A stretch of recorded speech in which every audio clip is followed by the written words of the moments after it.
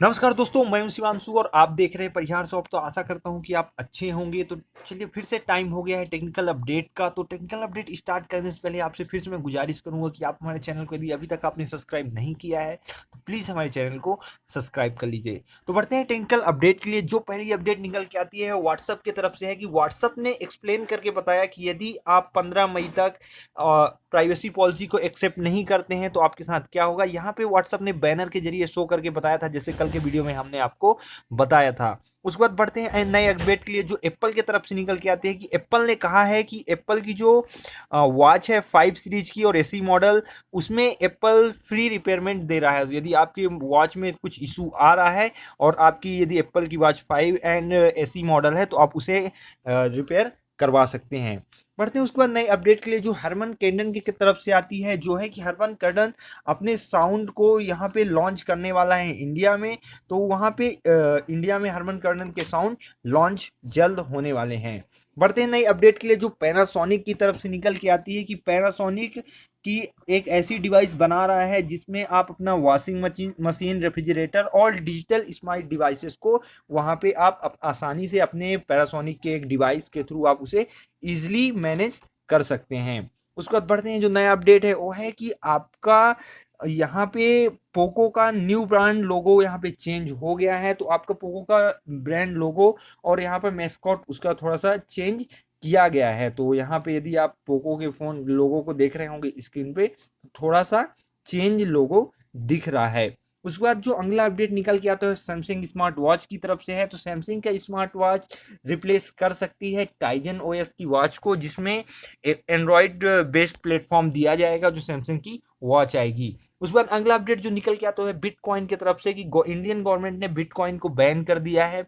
और यहाँ पे बैन करने की अभी पूरी प्रोसेस कंप्लीट नहीं हुआ है, बस गवर्नमेंट ने ये अनाउंस किया है कि बिटकॉइन को इंडियन गवर्नमेंट बैन करने जा रहा है। उसके बाद बढ़ते हैं अगले अपडेट के लिए जो है पबजी की तरफ से निकल के आता है कि पबजी को यहाँ पे बहुत भारी टक्कर दे रहा है एक वेलहिम गेम करके।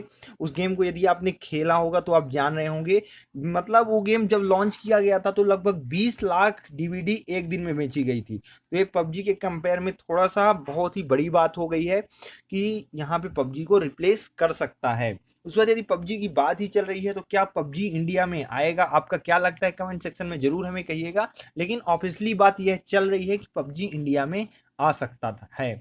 उस बाद बढ़ते हैं अगले अपडेट के लिए जो है टिकटॉक की तरफ से निकल के आती है कि टिकटॉक ऐप अब एंड्रॉयड टीवी में भी चलेगा। तो यदि आपके पास भी एंड्रॉयड टीवी है तो उसमें आसानी से आप टिकटॉक का मजा उठा सकते हैं। लेकिन फिलहाल इंडिया में टिकटॉक बैन है, इसलिए इंडिया पे डिवाइसों पे नहीं होगा। लेकिन यदि आपकी कोई यदि फॉरेन में आप रहते हैं और मेरा वीडियो देख रहे हैं तो वहाँ से आप डिवाइसों में टिकटॉक यूज कर पाएंगे। यदि टिकटॉक के शौकीन हैं तो आप यहाँ पे वीपीएन के थ्रू भी यूज कर सकते हैं। उस बाद अगला अपडेट जो निकल के आता है वो है वोडाफोन और आइडिया की तरफ से। तो वोडाफोन और आइडिया ने लॉन्च कर दिए हैं 12 बजे से 6 बजे तक के लिए अनलिमिटेड पैक। तो यदि आप उस पैक से रिचार्ज करते हैं तो 12 बजे रात से लेकर 6 बजे सुबह तक आप अनलिमिटेड इंटरनेट यूज कर सकते हैं। उस बाद बढ़ते हैं Xiaomi की तरफ से। तो आने वाले टाइम में Xiaomi 3D स्मार्टफोन लॉन्च कर सकता है। तो आगे देखने वाली बात होगी कि वो स्मार्टफोन किस तरह से होते हैं। उस बाद बढ़ते हैं अगले अपडेट के लिए जो आती है फौजी की तरफ से। तो फौजी यहाँ पे वर्ल्ड वाइड अवेलेबल हो गया है। तो अब यहाँ पे किसी भी कंट्री से फौजी एक्सेस किया जा सकता है। उस बाद बढ़ते हैं अगला अपडेट जो आता है एसूस के तरफ से। तो एसूस का जो रोग 5 फोन है आरओजी फोन 5, उसको यहाँ पे इंडिया में लॉन्च करने जा रहा है, जहाँ पे आपको 10 मार्च की डेट यहाँ पे एसूस ने ऑफिशियली रिलीज कर दिया है।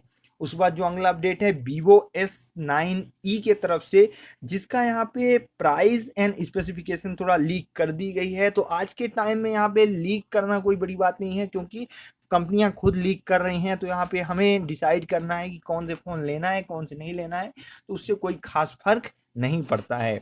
उसके बाद जो अगली अपडेट है वो है आपकी रेडमी की तरफ से। तो रेडमी K40 आपका हाई क्वालिटी सैमसंग का E4 OLED डिस्प्ले होगा और यहाँ पे उसी के साथ साथ आपका लेटेस्ट कैलकम प्रोसेसर दिया जाएगा। तो यहाँ पे यदि आप रेडमी K40 का वेट कर रहे हैं तो ऐसा कुछ मिलने वाला है। तो आप अपने हिसाब से बना सकते हैं कि किस हिसाब से आपको वहाँ पे उसे यूज़ करना है। उसके बाद बढ़ के हैं अगले अपडेट के, जो है कि अमेज़न और यहाँ पे फ्लिपकार्ट का सेल्स चालू हो गया है। तो यदि आप फ़ोन के शौकीन हैं खरीदने के लिए या गैजेट डिवाइसेस के लिए, तो आप अमेज़न और फ्लिपकार्ट की ऑफिशियल वेबसाइट में जाके इस सेल का फ़ायदा उठा सकते हैं। तो ऐसी ही कुछ टेक्निकल अपडेट जो मुझे लगा कि आपको बताना ज़रूरी था। यदि वीडियो अच्छा लगा हो, वीडियो यहाँ तक देखे हैं, तो वीडियो को लाइक कर दीजिए, चैनल को सब्सक्राइब कर दीजिए और ज़्यादातर लोगों तक शेयर कर दीजिए। मिलते हैं एक नए वीडियो के साथ, तब तक के लिए जय हिंद, जय भारत।